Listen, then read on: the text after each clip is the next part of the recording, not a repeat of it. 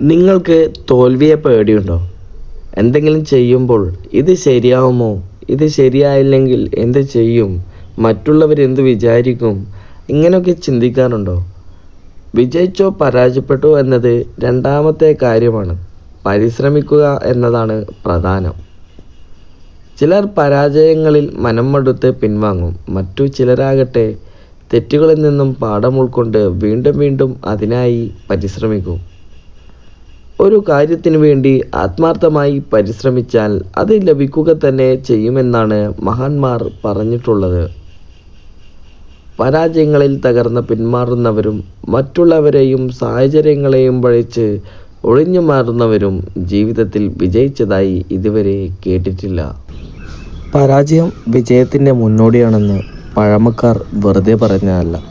മനുഷ്യകുലത്തിൻ്റെ ചരിത്രം തന്നെ തിരുത്തിക്കുറിച്ച പല കണ്ടുപിടുത്തങ്ങൾക്കും പിന്നിലും ഇങ്ങനെ ഒട്ടേറെ പരാജയങ്ങളുടെ നീണ്ട കഥ തന്നെ പറയാനുണ്ട്. അത്തരമൊന്നിൻ്റെ കഥയാണിത്. ഇൻകാൻഡസെൻ്റ് ബൾബ് കണ്ടിട്ടുണ്ടോ? CFLകളും ട്യൂബ് ലൈറ്റുകളും അരങ്ങിലെത്തുന്നതിനു മുമ്പ് ഇവരായിരുന്നു താരം. ബൾബ് കണ്ടുപിടിച്ചത് ആര് എന്ന ചോദ്യത്തിന് നാം എല്ലാവർക്കും ഉത്തരം നൽകും. അത് തോമസ് ആൽവ എഡിസൺ. എന്നാൽ ബൾബ് കണ്ടുപിടിച്ച ആദ്യ വ്യക്തി എഡിസൺ അല്ല. ബൾബ് കണ്ടുപിടിച്ച ഒരേയൊരു വ്യക്തിയും അദ്ദേഹമല്ല. അതിനെക്കുറിച്ച് പിന്നെ പറയാം. ഒന്ന് മാത്രം, വ്യാവസായിക അടിസ്ഥാനത്തിൽ വിജയകരമായ ബൾബ് കണ്ടുപിടിച്ച ആളാണ് എഡിസൺ. ആദ്യം ഇൻകാൻഡസെൻ്റ് ബൾബ് എന്താണെന്ന് നോക്കാം. ലോഹക്കമ്പികൾ ചൂടാക്കുമ്പോൾ ചുട്ടുപഴുത്ത് അതിൻ്റെ നിറം മാറുന്നത് കണ്ടിട്ടില്ലേ? അതുതന്നെയാണ് ബൾബിലും സംഭവിക്കുന്നത്.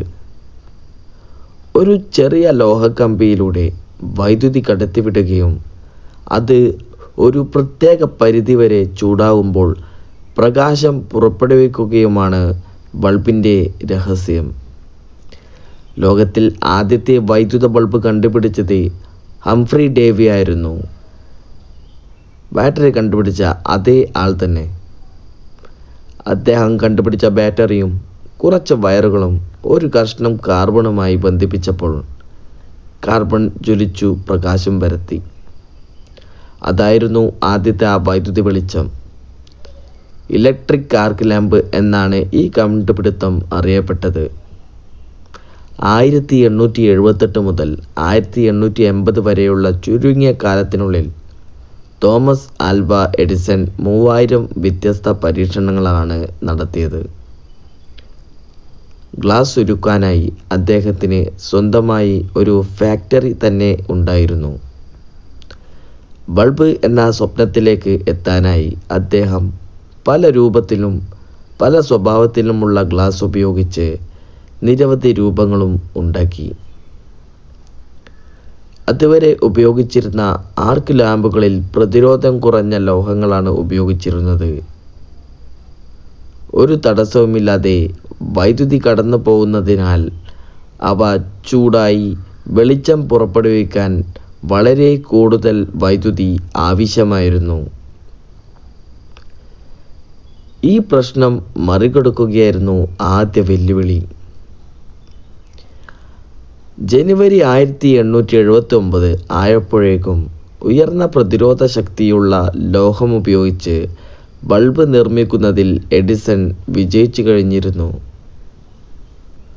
വായുശൂന്യമായ ഒരു ഗ്ലാസ് ബൾബിനുള്ളിൽ നേർത്ത പ്ലാറ്റിനം കമ്പിയിലാണ് ഫിലമെൻ്റായി അദ്ദേഹം ഉപയോഗിച്ചത്. കമ്പി ഉരുകാതിരിക്കുന്നതിനു വേണ്ടിയാണിത്. എങ്കിലും അതിന് വളരെ കുറച്ച് മണിക്കൂറുകളുടെ ആയുസ് മാത്രമേ ഉണ്ടായിരുന്നുള്ളൂ.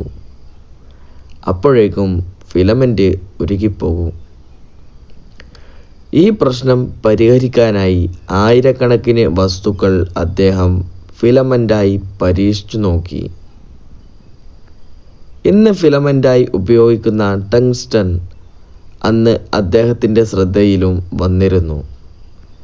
എന്നാൽ അന്ന് ലഭ്യമായ ഉപകരണങ്ങൾ ഉപയോഗിച്ച് കടുപ്പമേറിയ ടങ്സ്റ്റൺ ലോഹത്തെ ഫിലമെൻ്റാക്കി മാറ്റാൻ സാധിക്കുമായിരുന്നില്ല.